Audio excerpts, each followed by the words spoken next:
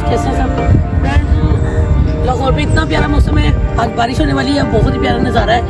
और thank you so much कि मेरे सब्सक्राइब बढ़ रहे हैं। मेरे वीडियो को लाइक कीजिएगा, शेयर कीजिएगा, यूट्यूब पर मुझे फुल सपोर्ट कीजिएगा।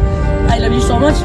न्यू वीडियो आती रहेंगी और लाइक आपने करना है, कमेंट्स आपने करने हैं और इंशाल्लाह आपको अच्छा रिस्पांस मिलेगा आपकी सितारा की तरफ से अच्छी वीडियोस का।